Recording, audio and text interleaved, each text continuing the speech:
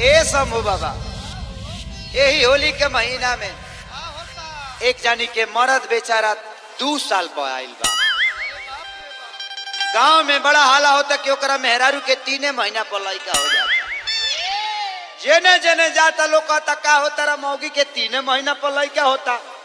3 महीना पर कंगा लड़का होता रे। वह तो पूछा तो ये बार फारे में करा। आप सुन रहे हैं डीजे हरिओम को। बताओ कि गांव में हमार शिकायत हमार मोच कटवा के छोड़ दिले बड़ी। आज तरह के बिना मुंह लेना छड़ा। आज मारे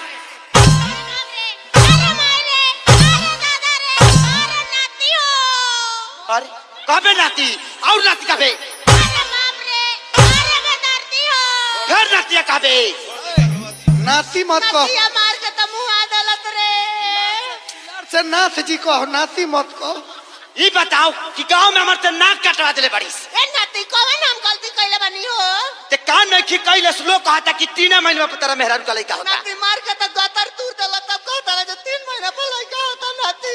हैं तो कर बे बताओ कैसे होता ही। ए नाती तू जानता रे तू घर नहीं करत पहरा रहता तो तू का जानता रो? हम क्या जानते नहीं तो ते जानते ही लड़का कहाँ से आई केकर हा बोल। ए नाती तू फोन ना करत रहा का? फोन से लड़का होला। फोन से लड़का ना 3 से लड़का हो जाता है फोन से नहीं का हो। तेरे 3 महीना पर कैसे होई? ए नाती तू नहीं कहता तार मौसा आइल वाला फोनवा में का? ते हमारे के जिए ना देबे। ए नाती मुंह कर के लगा जा ना मन बे। बाप रे अरे दादा रे फाड़ दे तोरा के फाड़ दे। नाती तू मारा तू देखो ए भौजी मारा धरो कौने पर सिम डलवावले बारे का रे। बताओ देखो माफ कर दिया गलती हो गई हमारा का पता बजे फोने से लड़का होला हमार मेहरारू मार के कोक हमर तू डाला तब का धरो के गलती हो गई। जाय दे पियला खैला में भइल भाई से। नदी दारू पियत वाला उ अब तू कहियो तो उठाना को लेलो। जाय दो आज बजाय दो लोर पोछला हमर धनिया। औरतिया का कहतिया ए बबुआ ई कैसे लड़का भइल कैसे बताओ तो परी तोरा। ए नाती तो तू का जानता रो तू पूछो बतावे नु तारे घरे आवे के कहियो जे तू जानबो तो बताओ कैसे भाई बताओ। ए नाती 3 महीना तार बियाह भइले भइल। हाँ अब 3 महीना हमार बियाह भइले भइल। हाँ जोड़ा ना ए नाती का महीना भइल 3 6 ए नाती अब 3 महीना का लइको ना भइल नाती 9 महीना ना भइल मार के हमार गतर तूर देला। हे भगवान जाहे तो हमार धनिया माफ कर दिया हमरा पते ना रहला। आज मारो नाती बिना भाई को बोलवा के बेदर्दिया के संग ताल चौड़ फोड़वा देता नहीं फोरवाई बे और कुठा फाड़ दे। बाप रे अरे जो अपना भाई के जो भाई के यहाँ ई सब शंभू बाबा करावता चलो नाती तार बे बिहान एकरा भाई के बोला के एकरा माइक से भेंट करवा दे। हाँ तबे ही मानी। आहा ए बबुआ औरतिया का कहतिया हो डीजे हरिओम बसंतपुर। अरे की बुझी बात मिला गंभीर बाए सैया जी। औरतिया बड़ा वियोग में बिया की बुझी बात सैया जी। अरे ममिला गंभीर बा की बुझी बात तो सैया जी ममिला गंभीर बा।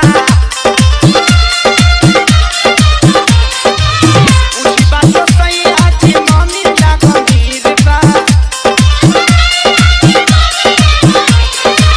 काली जनी रंग हमर रोमिंग में शरीर बा।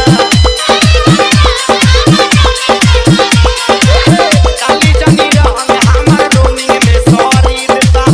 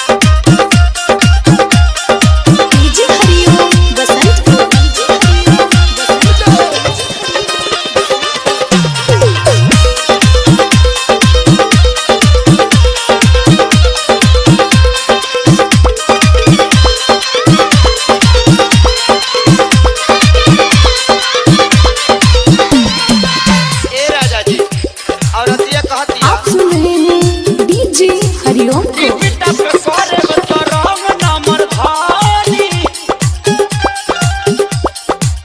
रंगवा गुलाब जली करिया माली ए अंजनी भैया राम अंगया भैया ए बुचुल भैया रतन भैया हो और अतिया बड़ा वियोग में बिया तोरा रोमिंग बतावे के पड़े तो मार के कुछा बर्बाद कर दे बर्बाद नाती तू तो ऊपर बात कर ले अब तू बर्बाद कर लेके तू तो 100 दिन सन के लेके माजा मारत नाती हम आज तू रात की लगा देता हो बर्बाद करबो आज भजाए द करे जा काल से ना जा याद भजाए द फिर दिन पाइल बनी पिपिटा पे करब रंग नंबर धानी तुरंत नि हट राजा काल जाई माली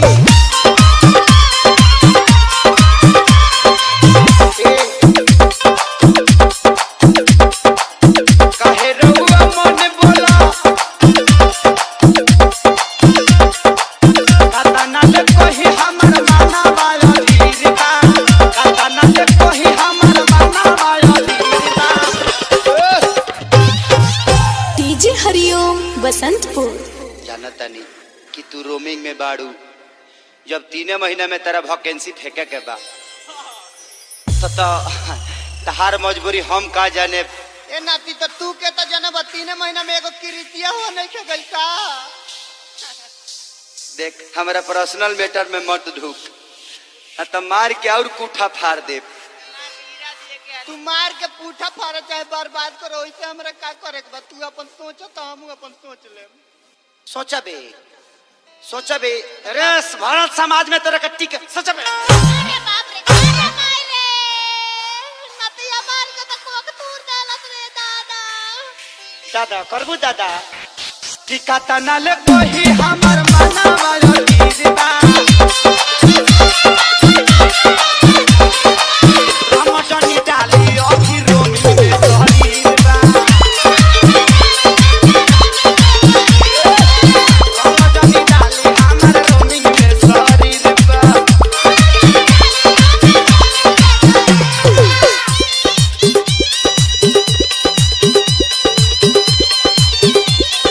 डीजे हरिओम बसंतपुर। डीजे हरिओम बसंतपुर।